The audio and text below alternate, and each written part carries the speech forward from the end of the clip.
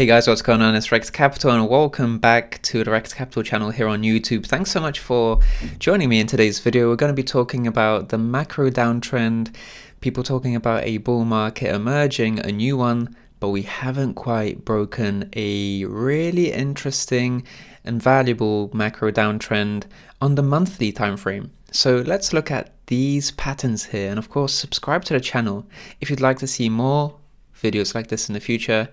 Let's dive right in, because these vertical lines here, these represent the halving events, and prior to the halving, around 397 days or 366 days, is the moment of breakout beyond a multi-month and really year-long downtrend on Bitcoin's price action. And this breakout tends to occur around a year, 400 days before the halving. We're currently around 450 days before the halving, roughly speaking. And right over here, at the earliest, at least looking at these times, right? At the earliest, we should get a breakout in March. At the earliest, 397 days prior to the halving.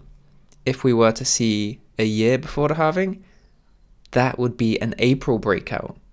So March, April are historically the months where we have seen, or at least based on time, we should see a breakout in March or April. We of course are getting quite close to this trend line. After a period of short accumulation at these prices, of course, we've been accumulating here for far longer, but this was a general downside deviation, whereas here we see clear accumulation ranges, even here really, especially 2015, the breakout followed by an immediate retest and continued trend. Here, no retest, but breakout. And in fact, just before the halving, we managed to retest this accumulation area as a support. You can see right here, this downside wick. So, of course, this was a black swan event, but even before or during the time of this black swan event, I spoke about this retest, and this is something I spoke about last week in a video. So this is going to be a breakout beyond the macro trend line, and we've seen breakouts on the weekly time frame, the daily time frame, but we haven't seen a breakout on the monthly time frame. And I think higher time frames generate higher time frame trends and signals. So in other words, the higher the time frame, the stronger the signal, and breaking beyond this region here would be quite important for the next trend. So we have to look at some of the price points represented by this macro downtrend. So if Bitcoin were to break out beyond this downtrend this month, it would need to break beyond 28K, which is a tall ask, especially since we are at a key resistance here. That was a point of rejection for price around the summer of 2022. So we need to really eclipse this level, turn it into support to rally quite higher. And at the moment we are hovering here as a resistance. So if the monthly close this January occurs above 23,400, that would be a bullish positive sign. And at the same time, heading into February, we can see that because of the slanting nature of this macro downtrend line, we can see that in February, this downtrend is going to represent the price point of 26,500. So you can see that compared to 28K this month, we can see that it's going to be easier and easier, increasingly so, to break beyond this price, this macro downtrend, simply because every month that lies ahead is going to represent a lower and lower price point.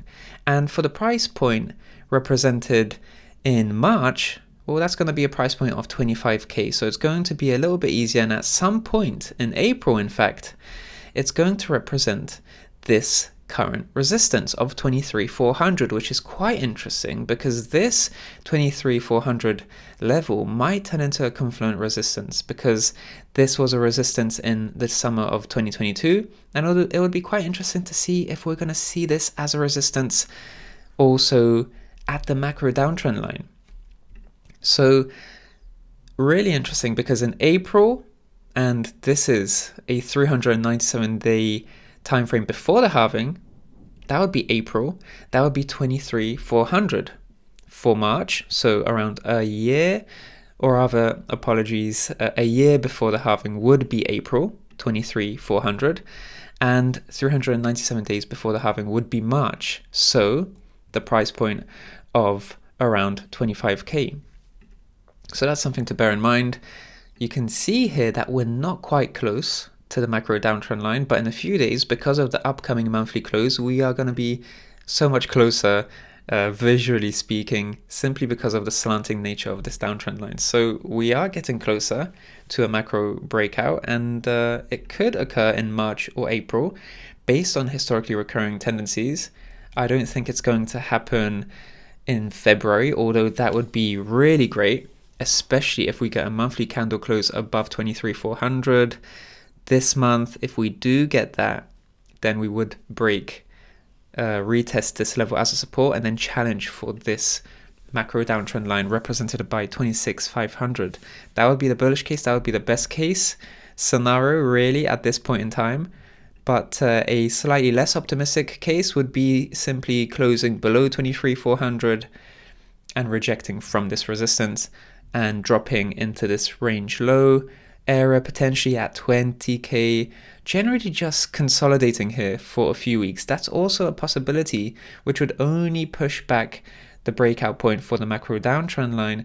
But at the same time, maybe Bitcoin needs to have a bit of consolidation, which would buy it some time to challenge for that March or April breakout at a lower price point. So maybe in the short term, this would seem like a little bit less of a great move, a great scenario for price. It would feel like it's a bad situation. But in the midterm, in fact, such a dip and a consolidation range here going into February, that would actually be quite positive in the midterm because it would increase the likelihood of a breakout beyond this macro downtrend line. So it's looking rather positive on the technical basis here. And if you take a longer term view, then there's much to look forward to. We have an entire macro uptrend to look forward to, not only the pre-halving uptrend, which could be quite complicated like this one in June 2019, leading to a retrace, right? That could happen, a pre-halving retrace, a pre-halving rally riddled with lots of volatility. But generally, we have lots to look forward to in terms of a post-halving rally, only after the 2024 April-March halving event. That's kind of still in the works, kind of still being negotiated. It really does depend because this is a pre-programmed halving occurrence, so it might be mid-March. A few months ago, it was more suggesting April. So we'll see. We'll see how it turns out in terms of whether it's going to be March or April. It might just be bang on in the middle. But in any case, lots to look forward to. A new macro uptrend, and we're still in the infancy. We're still in early stages of the new cycle. So don't feel like you've missed out even after this 40% candle, because this 40% candle is the direct analogy of around this sort of price positioning. So no need to fear missing out, because you're not missing out just yet, and you won't be missing out for a long time, because history suggests we have an entire trend like this still yet to go. Of course, it won't be as exponential as in prior cycles, but nonetheless, still lots to look forward to. In any case, that's about it for today's video. We know what to look for, and we know to pay attention to the macro downtrend. It's going to be easier over time to break it, but which month we're going to break it, history suggests March and April. Let's see if we get closer to it, at least in February. In any case, that's about it. Feel free to subscribe to the channel. Leave a like if you enjoyed this video. I'm Rekt Capital. Feel free to upgrade to the Rekt Capital newsletter. The price is going up for that one, actually, for the first time in over a year. and we recently launched a deep dive, 30-minute deep dive about Bitcoin. So I've been sharing a lot of my personal investment strategies and metrics that I'm going to be looking at, and really these are metrics that I've been looking at over the past few years. I've been in the space, having survived a few bear markets already. I use these tried and tested techniques and metrics to really help my investing, and so far so good, and I'm looking forward to this cycle playing out as well. In any case, feel free to subscribe to the newsletter, check out the new deep dive as well, which I released a few days ago. That's about it. Thanks so much. Speak to you soon.